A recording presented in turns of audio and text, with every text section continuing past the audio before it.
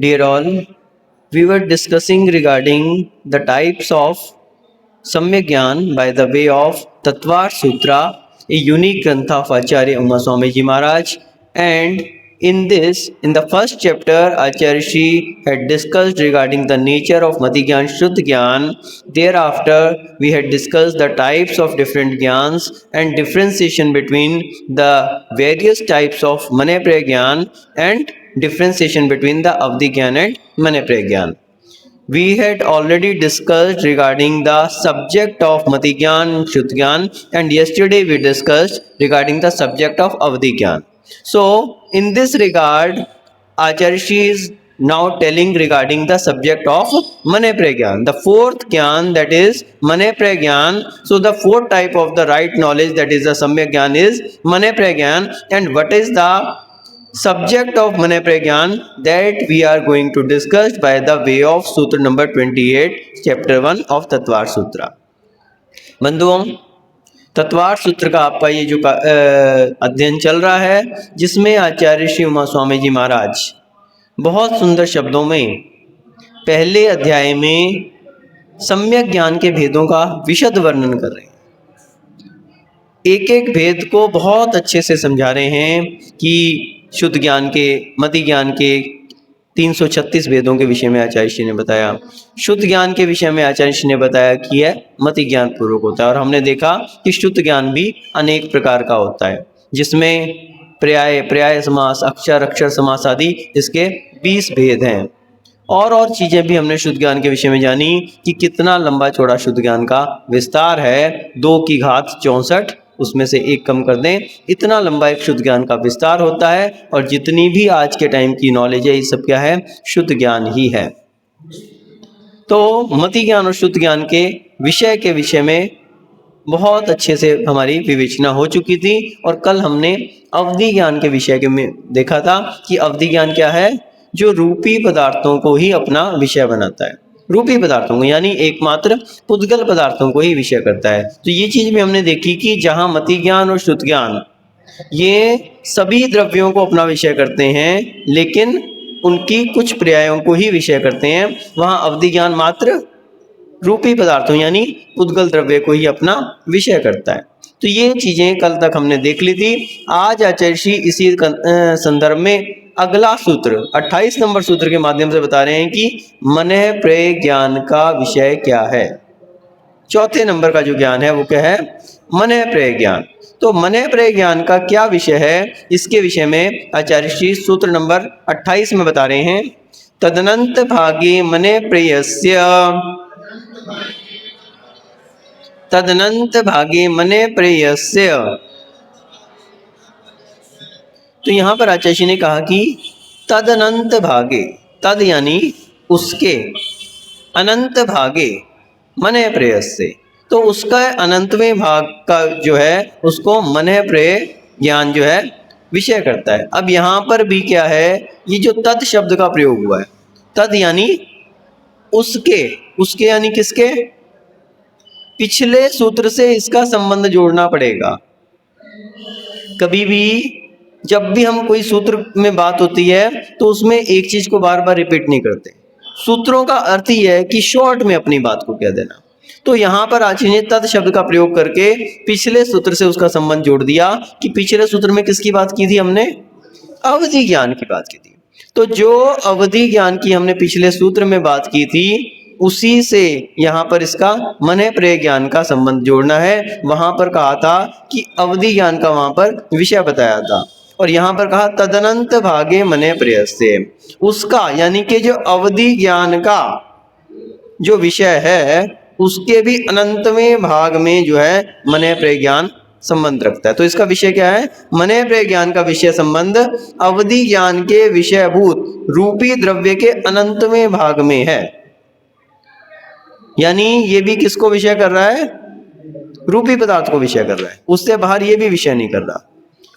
ये चीजें अभी अपन साथ साथ देखते जाएं कि जहां आचार्य श्री ने पहले और दूसरे ज्ञान के लिए कहा कि वो सभी द्रव्यों को विषय कर रहा है, कौन कौन सा? मति ज्ञान और शुद्ध ज्ञान, 6 के 6 द्रव्यों को विषय कर रहा है। वहां अवधि ज्ञान के विषय में कहा था कि वो मात्र पुद्गल द्रव्य को विषय कर रहा है, और उसी में आगे मन प्रज्ञान की बात ऐसे ही करेंगे, उसी के अनंतवें भाग को मन प्रज्ञान विषय कर रहा है। जैसे कोई अवधि ज्ञानी मुनिराज ने जाना कि कमरे में क्या है, लड्डू रखे हैं, लेकिन मन प्रज्ञानी ये भी जान लेंगे कि वो लड्डू जो है किस किस निमित्तों से बना है, उसमें कितने कण हैं, इस तरह का जो उसका भी सूक्ष्म विषय है उसको भी मन प्रज्ञानी जानते हैं। तो मुख्य रूप से तो वैसे इसमें ये उदाहरण आया है, लेकिन मन प्रज्ञानी जो है मन की बात को जानते हैं।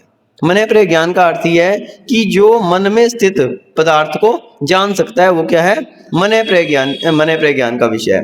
तो मन प्रज्ञान में मुख्य रूप से, लेकिन मन प्रज्ञान भी जो जान रहा है वो किसको जान रहा है, उन्हीं रूपी पदार्थों को जान रहा है। तो जो भावों को जान रहा है, मन में जो भाव हैं उनको जान रहा है, लेकिन कौन से भावों को जानेगा, वही कल जो हमने देखा था कि जिनको अवधि ज्ञानी जान रहा है उसको भी अनंतवें भाग को जान पा रहा है वो। तो जैसे जो पारिणामिक भाव हैं अथवा जो शायिक भाव हैं उनको नहीं जाना जा सकता क्योंकि वो रूपी नहीं है। तो जो अवधि ज्ञान का विषय है उसी का अनंतवां भाग ये जान पा रहे हैं, मन में रखी हुई बात को। तो मन में रखी हुई बात को जान रहे हैं। और इसमें हमने ये भी देखा था पहले कि मन प्रज्ञान जो है वो दो प्रकार का होता है। एक कौन सा होता है, ऋजुमति, और एक विपुलमति।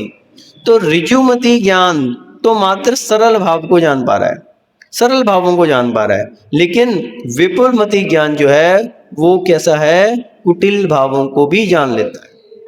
सरल भाव से और कुटिल भाव से क्या तात्पर्य है, सरल भाव का क्या अर्थ है और कुटिल भाव का क्या तात्पर्य है। तो सरल भाव का अर्थ है कि सीधे सीधे किसी ने कोई सामान्य रूप से कोई बात को सोच रहा है तो वो सरल भाव है, लेकिन कुटिल भाव कुटिलता को लिए हुए होते हैं। दूसरी बात क्या है कि सरल भाव से तात्पर्य है कि मात्र वर्तमान चिंतित भाव को जान पा रहा है, जो इस समय चिंतन चल रहा है उसी को जान पा रहा है। और कुटिल भाव भूत भविष्य और वर्तमान तीनों कालों के चिंतित पदार्थ को जान पा रहा है। तो इसमें एक उदाहरण आता है कि सरल भाव तो ये कि किसी व्यक्ति ने सोचा कि मैं अभी मंदिर जाऊंगा और महाराज ने उसका भाव जान लिया कि ये मंदिर जाने की तैयारी कर, सरल भाव।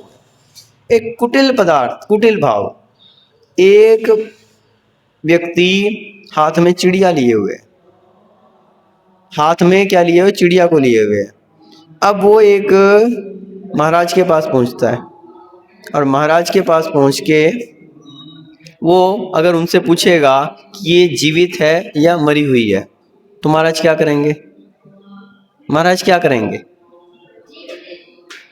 महाराज मौन हो जाएंगे। महाराज क्या करेंगे, मौन हो जाएंगे, क्योंकि महाराज उसके भावों को समझ रहे हैं। कुटिल भाव है उसके, उसे तो महाराज को झूठा साबित करना है। अगर महाराज कहेंगे कि ये जीवित है तो वो उसको दबा देगा, हिंसा हो जाएगी और महाराज भी उस हिंसा में भागीदार हो जाएंगे। और अगर महाराज कह देंगे कि वो मरी हुई है तो उनका सत्य वचन नहीं पल पाएगा, क्योंकि वो जीवित है अभी, और वो उड़ा देगा, उसको दिखा देगा कि आप झूठ बोल रहे हो, आप तो जान ही नहीं पा रहे। तो इसलिए महाराज कुछ भी नहीं बोलेंगे, कोई भी उत्तर नहीं देंगे, कोई भी उत्तर नहीं देंगे। क्यों, उसके मन के कुटिल भावों को जान रहे हैं, उसके वर्तमान भाव को भी जान रहे हैं कि अभी क्या चिंतन कर रहा है, आगे क्या चिंतन करेगा वो भी जान रहे हैं। वो ये भी जान रहे हैं कि अगर मैं इसको जीवित कह दूंगा तो ये चिंतित क्या करेगा, ये चिंता करेगा कि महाराज ने जीवित कहा है तो मार दो इसको। ये चिंतन को भी उन्होंने अभी जान लिया। यह है कुटिल भाव। वर्तमान चिंतित भाव के साथ साथ भविष्य के चिंतन को भी जान रहे हैं, भूत चिंतन को भी जान रहे हैं कि वो क्या सोच के आया है। वो ये सोच के आया है कि कैसे भी मुझे महाराज को गलत सिद्ध करना है। इस भूत चिंतन को भी जान रहे हैं, भूत भविष्य और वर्तमान तीनों चिंतनों को जान रहे हैं, कुटिल भावों को जान रहे हैं। तो ऐसे विपुलमति मन प्रज्ञानी माना जाता है। एक श्रावक के पास यदि आ जाए वो व्यक्ति और श्रावक को पूछे कि ये जिंदा है मरी है, तो श्रावक को क्या करना चाहिए, श्रावक को मौन नहीं रहना चाहिए। श्रावक तो कहेगा कि मरी हुई है ताकि वो उड़ा दे उसको। श्रावक को मौन रहने की आवश्यकता नहीं है, उसका महाव्रत नहीं है, उसका अनुव्रत है, अनुव्रत है। तो अनुव्रत के कारण वो एक बार को झूठ बोल सकता है, और यूं कहें कि वो झूठ भी झूठ नहीं है, वो झूठ भी झूठ नहीं है, वो सत्य की कोटि में आ रहा है, क्योंकि उसमें एक प्राणी की क्या हो रही है, हिंसा बच गई, तो वो झूठ झूठ की कोटि में नहीं आया। वहां पर उसका लक्ष्य है कि कैसे भी करके उस प्राणी की रक्षा होनी चाहिए, तो वो तो कह देगा मरी हुई है, मरी हुई है कहने से क्या होगा कि वो उड़ा देगा, वो शावक सोच लेगा कोई बात नहीं, मेरी बात ही तो गलत सिद्ध की उसने, लेकिन एक प्राणी की तो रक्षा हो गई उसमें, वो उसमें भी खुश है। और वो ये भी जानता है कि उसका ये झूठ झूठ में नहीं आ रहा, क्योंकि ज्ञानार्णव में आचार्य शुभचंद्र महाराज ने असत्य की परिभाषा दी कि असत्य क्या है और सत्य क्या है। तो ज्ञानार्णव अध्याय 9 और श्लोक नंबर 3 में आचार्य श्री क्या कह रहे हैं, असत्यमपि तत्सत्यम यत् सत्त्वाशंसकं वचः सावध्यं यच्च पुष्णाति तत्सत्यमपि निंदितम। क्या कहा, असत्यमपि तत्सत्यम, वो असत्य भी सत्य है, यत् सत्त्वाशंसकं वचः, जो वचन, यत् वचा, जो वचन, सत्व यानी कि जीवों की, शंसकम उनके लिए रक्षा कर रहा है, जीवों की जहां पर रक्षा की बात है तो असत्य भी सत्य है। और सावध्यम यच्च पुष्णाति तत्सत्यम अपि निंदितम, ऐसा सत्य भी जहां पे सावध्य हो जाए, पाप कार्य हो जाए, वो भी असत्य की तुलना में आ रहा है, वो भी असत्य है। आचार्य अमृतचंद महाराज ने पुरुषार्थ सिद्धि उपाय में इस विषय में विशेष व्याख्यान किया है, सत्य के भेद बताए हैं, सत्य कितने प्रकार का होता है, असत्य कितने प्रकार का होता है। तो वहां पर सावध्य वचन ये बात आई है, एक शिकारी जा रहा है और एक पीछे मृग भागा जा रहा है, एक महाराज बैठे हैं पेड़ के नीचे और उन्होंने देखा कि मृग जो है वो निकल गया इस तरफ से।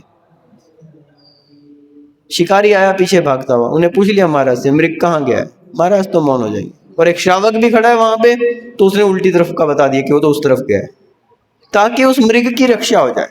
तो श्रावक धर्म और मुनि धर्म इतना ही, मुनिराज के लिए नव कोटि से मन वचन काय से कृतकार्य अनुमोदना से असत्य का त्याग है, लेकिन श्रावक का अनुव्रत है, श्रावक का अनुव्रत है, वो एक बार को झूठ भी बोल देगा और इससे किसी प्राणी की रक्षा हो रही है तो उसकी तो वो महत्वपूर्ण है, और उसके लिए वो सत्य भी जो क्या है वो सत्य ही है, वो असत्य भी उसका सत्य की कोटि में आ रहा है। तो इसलिए जब कभी भी ऐसा अवसर आ जाए अपने को तो ये नहीं सोचना चाहिए कि अरे झूठ क्यों बोले अपन, प्राणी की रक्षा महत्वपूर्ण है, प्राणों की रक्षा आपके झूठ से महत्वपूर्ण है, और उसमें आपका झूठ भी झूठ की कोटि में नहीं आ रहा, वो भी सत्य की कोटि में आ रहा है, और सत्य की कोटि में आने से आपको उसका पाप नहीं लग रहा। लेकिन जहां महाव्रत की बात होती है तो महाव्रतों में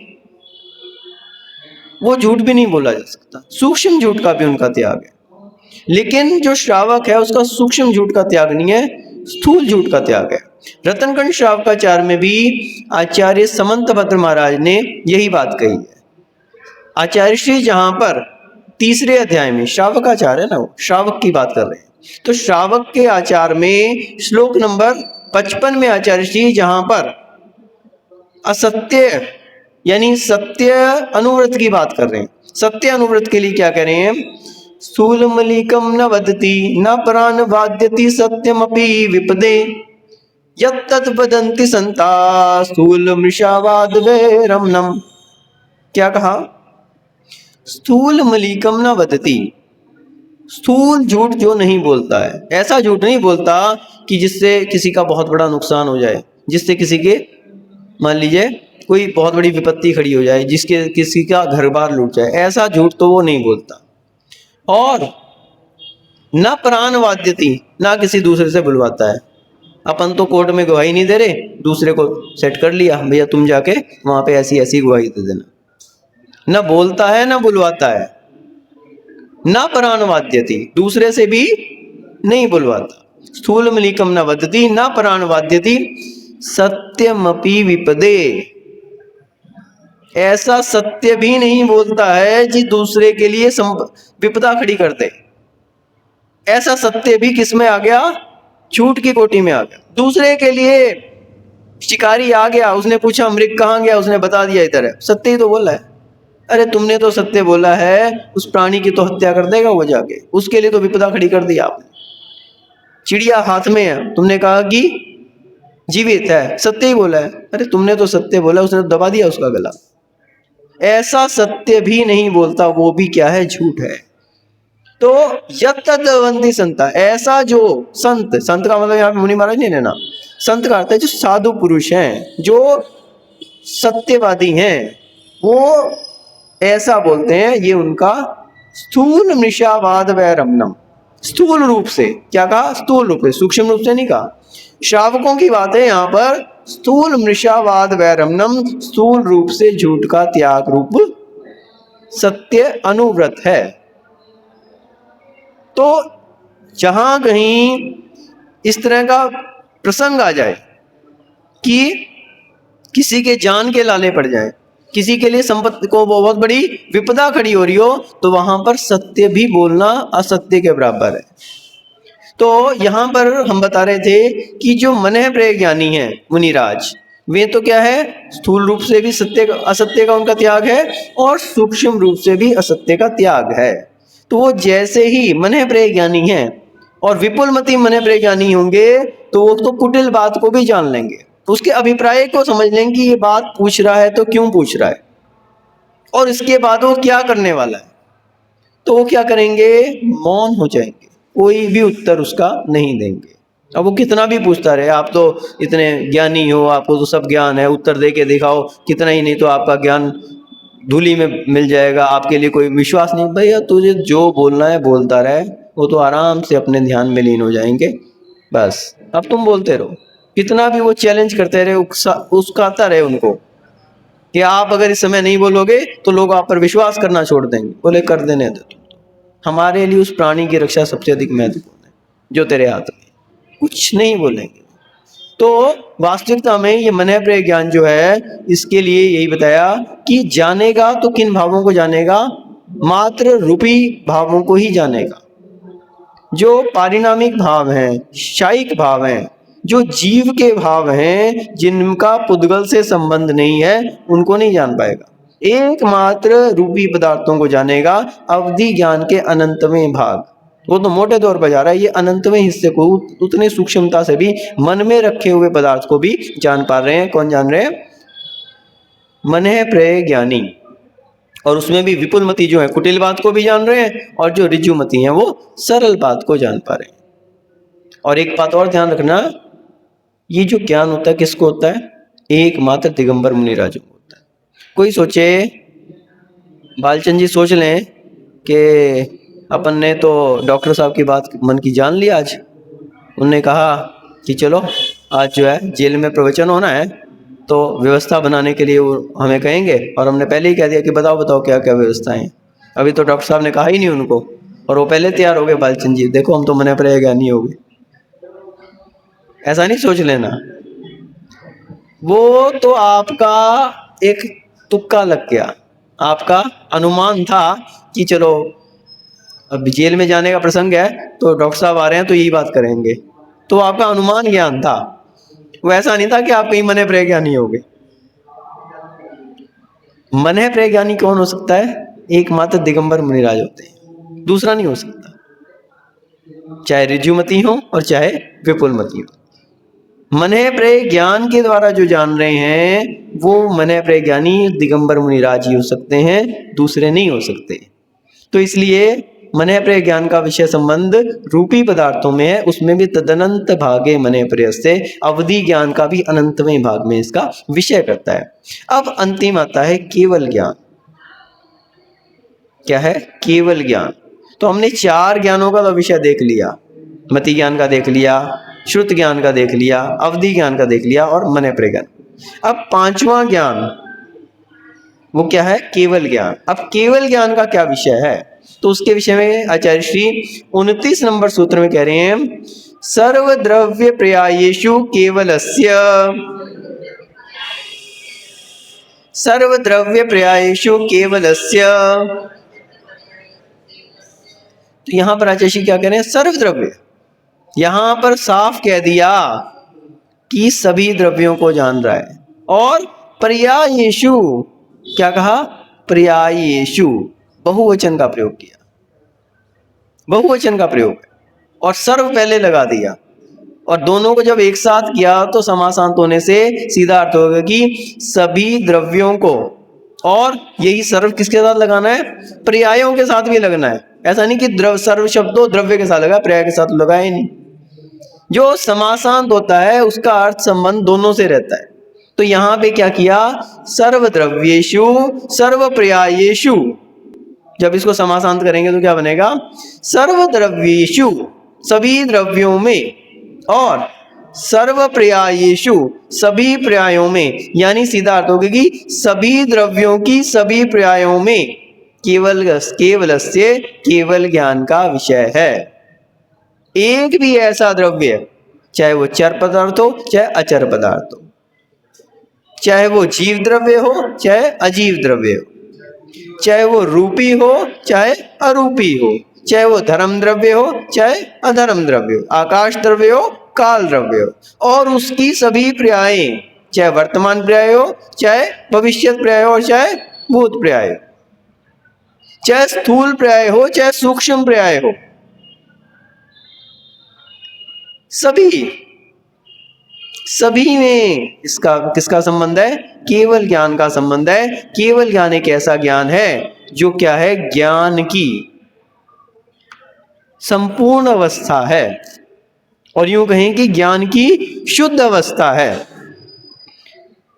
एक दृष्टिकोण से हम समझें तो आत्मा का जो गुण है वो क्या है? ज्ञान गुण है। वो ज्ञान गुण क्या है? वो केवल ज्ञान ही है, वो मति ज्ञान नहीं है, वो शुद्ध ज्ञान नहीं है। जो आत्मा के गुण की बात हम करें तो आत्मा का गुण मति ज्ञान शुद्ध ज्ञान नहीं है, वो एकमात्र केवल ज्ञान ही है। बाकी तो सब इसकी पर्यायें हैं, ज्ञान की पर्यायें हैं, वे अशुद्ध पर्यायें हैं। और जो केवल ज्ञान है वो शुद्ध पर्याय है, वो स्वाभाविक रूप है। बाकी क्या है? वैभाविक रूप है। वहां पे विभाव परिणति है, विभाव का उसमें मिक्स हो गया है, और यहाँ पर शुद्ध परिणति है, स्वभाव की बात है। तो जब हम आत्मा के स्वभाव की बात करें, आत्मा के गुण की बात करें, तो वो केवल ज्ञान रूप ही है, अनंत ज्ञान। बस अंतर इतना है कि वो अभी हमारी प्रकट नहीं हुई है। आत्मा में शक्ति रूप में है लेकिन अभिव्यक्ति रूप में नहीं है। तो ये केवल ज्ञान की विषय की कहा कि सर्व द्रव्य पर्यायेषु, सभी द्रव्यों को भी विषय करता है और सभी पर्यायों को भी विषय करता है। एक भी पदार्थ तीनों लोकों में, और तीनों लोक तो थोड़ी सी बात है, सालोकानाम त्रिलोकानाम यद विद्या दर्पणायते। आप लोग रतनगंज शावकाचार्य मंगलाचरण में पढ़ते हैं ना? क्या पढ़ते हैं? नमः श्री वर्धमानाय निर्धूत कल्लात्मने सालोकानाम त्रिलोकानाम यद विद्या दर्पणायते। तो भगवान महावीर स्वामी को नमः श्री वर्धमानाय, और वास्तविकता में भगवान महावीर स्वामी तो उदाहरण के रूप में, उनको आधार लेकर जितने भी तीर्थंकर हैं, और जितने ही तीर्थंकर ही नहीं है, जितने भी केवली भगवान हैं, जितने भी केवली हैं, चाहे वो तीर्थंकर हैं चाहे सामान्य केवली हैं, चाहे मूक केवली हैं, चाहे वे उपसर्ग केवली हैं, चाहे कोई भी केवली हैं, 10 प्रकार के केवली आते हैं, अंत्यकृत दशांक। तो मूक केवली, अरिहंत केवली, शुद्ध केवली नहीं आता इसमें। शुद्ध केवली अलग बात है। केवली का अर्थ है जिन्होंने केवल ज्ञान को प्राप्त कर लिया। शुद्ध केवली तो केवल ज्ञान से शुद्ध ज्ञान की तुलना की तो वहां पर जो शुद्ध को पूरी तरह से जानता है तो वो शुद्ध केवली हो गया। केवली का अर्थ है जिन्होंने वास्तविकता में केवल ज्ञान को प्राप्त कर लिया, चाहे उनका सम्मोचन लगा या नहीं लगा, चाहे उनको उपदेश देने का अवसर मिला या उनका केवल ज्ञान होते ही मोक्ष हो गया, चाहे वो उपसर्ग केवली हैं, उपसर्गों को सहा, चाहे वह मूक केवली है। मूक केवली का अर्थ है कि मूक ही रहे, बोले ही नहीं, केवल ज्ञान होने के बाद भी नहीं बोले। चाहे तीर्थंकर केवली हैं जिनका सम्मोचन लगता है, 12 सभाएं लगती हैं, तो सभी प्रकार के केवली। तो नमः श्री वर्धमानाय निर्धूत कलिलात्मने। कलिल यानी पाप, उस कालिमा को, पाप रूपी कालिमा को निर्धूत, पूर्णतः जिन्होंने नष्ट कर दिया, पाप रूप कालिमा को जिन्होंने नष्ट कर दिया है, निर्दोष कलिलात्म ने, ऐसे आत्मा यानी जिन्होंने केवल ज्ञान को प्राप्त किया। तो सालोकानाम त्रिलोकानाम, सालोकानाम आलोक सहित, आलोक सहित जितना लोकाकाश है वो तो है, उसके बाहर क्या है, अलोकाकाश है। 6 द्रव्य जो हैं ये तो लोकाकाश में पाए जा रहे हैं मात्र, जहां पर आपको ऊर्ध्वलोक, मध्यलोक, अधोलोक, ये जो 3 लोक हैं ये सब क्या है, लोकाकाश है। जिसका आप देखते हैं ना पुरुषाकार, ये क्या है, सब मेघ मात्र लोकाकाश है। ये तो मात्र 343 घन राजु प्रमाण है, मात्र 343 घन राजु। और इसके बाहर क्या है, अलोकाकाश, असंख्यात, अनंत, अनंत है, उसका कोई अंत ही नहीं है। इसका तो अंत है 343 घन राजु, वो भी बहुत बड़ी बात है। एक राजू में असंख्यात योजन होते हैं, 14 राजू ऊंचा है, 7 राजू चौड़ा है, और 1 5 1 7 ऐसे इसकी अलग अलग जगह चौड़ाई है, पुरुषाकार है। तो इसको तो जान रहे हैं, सो जान रहे हैं, इसमें जो 6 द्रव्य, उन 6 द्रव्यों को जान रहे हैं। और इसके बाहर जो अलोकाकाश है, अनंत है, उसको भी यद विद्या दर्पणाए थे, जिनकी विद्या यानी जिनका ज्ञान, कौन सा ज्ञान, केवल ज्ञान, दर्पणाए थे। कैसे जान रहा है, दर्पण की तरह से जान रहा है, दर्पण की तरह से, पुस्तक की तरह से नहीं जान रहा। पुस्तक को तो पढ़ना पड़ेगा, पलटना पड़ेगा, लेकिन दर्पण में जो चीज आ गई सामने दिख रही है, अब उसमें कोई मेहनत करने की आवश्यकता नहीं है। और युगपत जान रही है, ऐसा नहीं कि पहले आप एक व्यक्ति को जानो फिर दूसरे व्यक्ति को जानो। 50 व्यक्ति बैठे हैं, इतनी महिलाएं बैठे हैं, पहले अपने श्यास को जाना, फिर अपने बालचंद जी को जाना, फिर अपने डॉक्टर साहब को जाना, फिर अपने सुशील जी को, जो जो भी लोग हैं, घेवरलाल जी को जाना। आपने एक एक करके नहीं जाना है, एक साथ सबको जान लिया। तो केवली के तो ज्ञान में सब कुछ दर्पण की तरह से झलक रहा है, एक साथ झलक रहा है, युगपत झलक रहा है। तो क्यों, क्योंकि सर्व द्रव्य, सभी द्रव्य, सभी द्रव्य झलक रहे हैं। प्रिया येषु, ये उसका विषय है, सभी द्रव्य और उनकी सभी प्रियाएं, कोई भी प्रिय उससे बाहर नहीं है। अगर आकाश द्रव्य है तो आकाश द्रव्य की लोकाकाश प्रिय भी है और अलोकाकाश प्रिय भी है। काल द्रव्य है तो उसकी वर्तमान प्रिय भी है और भूत प्रिय भी है, भावी प्रिय भी है। सब कुछ जान रहा है, वर्तना लक्षण वाला काल द्रव्य। जान रहे हैं कि ये पदार्थ काल द्रव्य के प्रभाव से पहले कैसा था, अभी कैसा हो गया, आगे कैसा होगा। तीनों प्रियों को जान रहे हैं। तो जिसका इतना विशाल ज्ञान है, कोई भी पदार्थ उससे छूटा नहीं है। यह सर्वाणि चराचराणि विधिवत द्रव्याणि तेषां गुणान् पर्यायानपि भूत भावी भविता सर्वान् सदा सर्वदा जानीते युगपत् प्रतीक्षन्मता सर्वज्ञ इत्युच्यते सर्वज्ञाय जिनेश्वराय महते वीराय तस्मै नमः। वीर भक्ति के अंदर आचार्य श्री कितनी सुंदर बात केवल ज्ञान के लिख रहे हैं। भगवान महावीर स्वामी की भक्ति कर रहे हैं कि हे भगवान आपका ज्ञान कैसा है। या सर्वाणी, भाई सर्व द्रव्य प्रयास ना, सर्व, सर्व जहां आ गया अब कोई चीज उससे बाहर नहीं रही। अशेष आप बोलते हैं ना, अशेष यानी अब कोई भी चीज शेष नहीं रही, वो कहता है अशेष। चराचरानी, चर पदार्थ भी जान रहा है, अचर पदार्थ भी जान रहा है। विधिवत द्रव्याणी, सभी द्रव्यों को, तेषां गुणाम, द्रव्य कैसा होता है, गुण प्रयद्वद द्रव्यम, गुण और पर्याय से सहित होता है। तो उनके गुणों को भी जान रहे हैं कि ये जीव द्रव्य है, इसके ज्ञान गुण है, दर्शन गुण है, जो भी गुण है उसके, वो सबको भी केवल ज्ञान जान रहा है। और द्रव्यानि तेषां गुणानां, उसके बाद क्या, पर्यायानपि, उनकी सभी पर्यायों को भी जान रहा है। ऐसा नहीं कि गुणों को जान ले और पर्यायों को ना जाने, वर्तमान पर्याय को जाने, भूत भविष्य को ना जाने। एक भविष्य पर्याय को जान लिया, एक भूत को जान लिया, नहीं। अरे 7 भव तो आपके उनके भामंडल में दिख जाते हैं। भामंडल में भगवान के, भामंडल क्या चीज है? पीछे एक बना होता है, चांदी का लगा रहता होता है उनके वहां भी। भगवान जैसे आप लोग लगाते हैं ना मूर्ति के पीछे, ऐसे ही समोषण में जहाँ भगवान विराजमान आते हैं वहां भी देवता लोग आके चांदी का एक भामंडल बनाते हैं। चांदी का लगाते हैं, सोने का लगाते हैं? सोने का लगाते हैं, रत्नों का नहीं लगाते। रत्नों का लगाएंगे। हाँ, न चांदी का होता है, न सोने का होता है, और ना ही रत्नों का होता है। ना ही मनुष्य लगाते हैं, ना ही देवता लगाते हैं। भामंडल यानी आभा मंडल। आभा मंडल है वो, स्वयं भगवान का जो ऑरा निकलता है, जिसे आप लेश्या कहते हैं, वो है वो।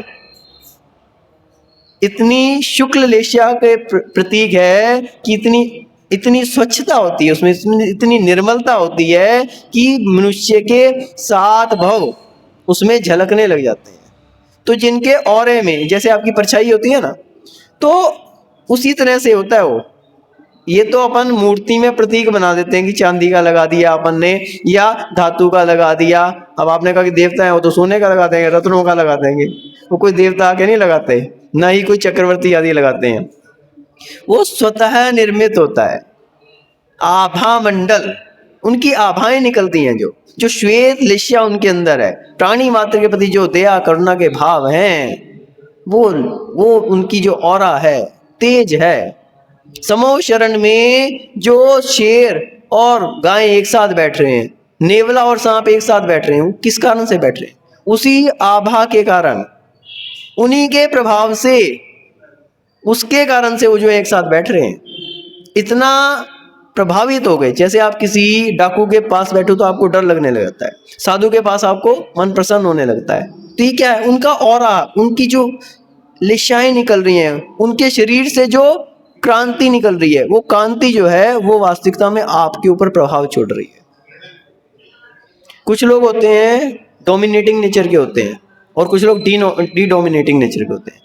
कोई ऐसे लोग होते हैं जिन्हें जैसी कह दी वैसी मान ली, अब उनका अपना कोई व्यक्तित्व इतना प्रभावशाली नहीं होता। और कुछ ऐसे होते हैं कि जो उन्होंने सोच लिया, सामने वाला कैसा भी आ जाए वो अपनी बात मनवा लेंगे, और उनका प्रभाव है। तो तीर्थंकर जहाँ विराजमान हो, 3 लोक के प्राणी वहाँ पर झुक जाते हैं, इतना उनका प्रभाव रहता है। तो वो जो प्रभाव है, वो जो उनके ऑरे का प्रभाव है, उनके डोमिनेशन, वो डोमिनेशन है ये ऑरा। तो ये हम बता रहे हैं कि सारी 7 पर्याय तो उनके ऑरे में दिख रही हैं, आभा मंडल में दिख रही हैं। और वो जान किसने, उस ज्ञान को कितना ज्ञान है उनका, सारी पर्यायों को जान रहे हैं। चाहे अनंतवीं पर्याय भी होगी, भूतकाल की और भविष्य की भी अनंतवीं पर्याय, जब तक वो मोक्ष नहीं चला जाएगा, सारी पर्यायों को एक साथ जान रहे हैं। ऐसा पर्यायानपि भूत भावी भविता, चाहे भूत है भविष्यत है, सर्वान सदा सर्वदा, हमेशा जानते हैं। आज जान रहे हैं, कल नहीं जान रहे, अभी जान रहे, आधे घंटे बाद नहीं जान लेंगे, भूल जाएंगे। काम ही नहीं है भूलने का, याद रखने का ही काम नहीं है वहां पे। तो हर क्षण प्रतिक्षण जानीते युगपत, एक साथ जान रहे हैं, सभी को एक साथ जान रहे हैं, पहले इसको पहले उसको नहीं। प्रतिक्षण मतः, हर समय जान रहे हैं, एक एक क्षण में जान रहे हैं। सर्वज्ञ इत्युच्यते, इसलिए सर्वज्ञ कहा उनको। यहाँ पे क्या कहा? अज्ञ यानी जानकार, अज्ञ यानी जानकार। उसके साथ क्या विशेषण लगा दिया? सर्व अज्ञ, सब कुछ जानने वाले। सब कुछ में क्या कुछ आ गया? सभी द्रव्य आ गए, सभी पर्याय आ गई, सभी उनके गुण आ गए, सब कुछ आ गया। अब इससे बाहर कुछ नहीं रह गया। केवल ज्ञान का विषय इतना बड़ा है कि एक अगर आप सारे द्रव्यों का परिणाम कर लो तो वो भी उसके आगे कण के बराबर आ जाएगा। केवल ज्ञान में इतनी क्षमता है कि 3 लोक के जितने पदार्थ हैं, उनकी पर्याय हैं, उनको तो जान रहा है, और इसके बाहर भी अगर कुछ हो तो उसको भी जानने की उसमें क्षमता है। कहीं ने कैलकुलेशन की थी कि 200 में मात्र 10, 12, 15%, मतलब 5, 7, 10% है ये पूरा द्रव्य लोक। और लोक तो केवल ज्ञान की क्षमता तो उससे भी कहीं आगे है। अब उससे आगे ज्ञेय पदार्थों का ही अभाव हो गया। जानेगा किसको ज्ञान? ज्ञेय पदार्थों को तो जानेगा, ज्ञानम ज्ञेय प्रमाणम। तो ज्ञेय पदार्थों का ही उसके आगे अभाव हो गया। ज्ञान की तो क्षमता उससे भी ज्यादा है। ज्ञेय पदार्थ यदि उससे भी कई गुने हो जाए तो ज्ञान, केवल ज्ञान तो उसको भी जान सकता है, इतनी क्षमता उसके अंदर है। लेकिन ज्ञेय पदार्थ जितने हैं तीन लोक में अथवा अलोक आकाश में, उन्हीं को जान पाएगा, उससे बाहर तो जान नहीं पाएगा। तो केवल ज्ञान जो है इतना विशाल है, इस कारण उनको सर्वज्ञ कहा। सर्वज्ञ इत्युच्यते, इस कारण से उनको सर्वज्ञ कहा। हर किसी को सर्वज्ञ नहीं कहा जा सकता। सर्वज्ञाय जिनेश्वराय महते वीराय तस्मै नमः। तो बंधुओं, ऐसे भगवान सर्वज्ञ भगवान को, वीर भगवान को हम क्या करते हैं, नमस्कार करते हैं। तो यहाँ पर सूत्र नंबर 28 और 29 के माध्यम से आचार्य श्री ने मनः प्रय ज्ञान और केवल ज्ञान का विषय बताया। और हमने देखा कि जहां मनः प्रय ज्ञान और अवधि ज्ञान जो है रूपी पदार्थ को जान रहे थे, मति शुद्ध ज्ञान किसको जान रहे थे, 6 के 6 द्रव्यों को, लेकिन उनकी कुछ पर्यायों को जान रहे थे, वहां केवल ज्ञान सभी द्रव्यों को, उनकी सभी पर्यायों को एक साथ जान रहा है। यही कारण है कि जब केवल ज्ञान उत्पन्न होता है तो बाकी सभी ज्ञान समाप्त हो जाते हैं। ये सभी शायोपश्मिक ज्ञान है, लेकिन केवल ज्ञान कैसा है, शायिक ज्ञान है, शायिक ज्ञान है। तो ये सभी भावों को जानता है, चाहे शायिक भाव हो, चाहे पारिणामिक भाव हो, चाहे औपशमिक भाव हो, सभी को जान रहा है। तो इस कारण इसको केवल ज्ञान कहा है। सर्वद्रव्य पर्यायेषु, तो जो सभी द्रव्यों पर्यायों को विषय करता है, ऐसा केवल ज्ञान होता है। आप भी इसी ज्ञान को प्राप्त करने की भावना से शुद्ध ज्ञान का अध्ययन कर रहे हैं। और शुद्ध ज्ञान हमने बताया था केवल ज्ञान का पिता है। केवल ज्ञान को यदि कोई जन्म देने वाला है तो शुद्ध ज्ञान है। शुद्ध ज्ञान ही पदार्थों का ज्ञान कराता है, उससे श्रद्धान यानी सम्यक दर्शन उत्पन्न होता है। आपका जो ज्ञान है वो सम्यक ज्ञान में परिवर्तित होता है। जो ज्ञान आपने शुद्ध ज्ञान प्राप्त किया है वो श्रद्धान उत्पन्न होने से सम्यक ज्ञान में परिवर्तित होता है। और फिर जब आपके अंदर वैराग्य आता है, चारित्र के मार्ग पे बढ़ते हो, तो एक दिन केवल ज्ञान का भी इसी ज्ञान में परिवर्तन हो जाता है। आप सभी भी अपने इस ज्ञान को बढ़ाएं और एक दिन केवल ज्ञान को प्राप्त करें, इसी भावना से जय बोलिए परम पूज्य गणाचार्य श्री 108 विराट सागर जी महामुनि राज की।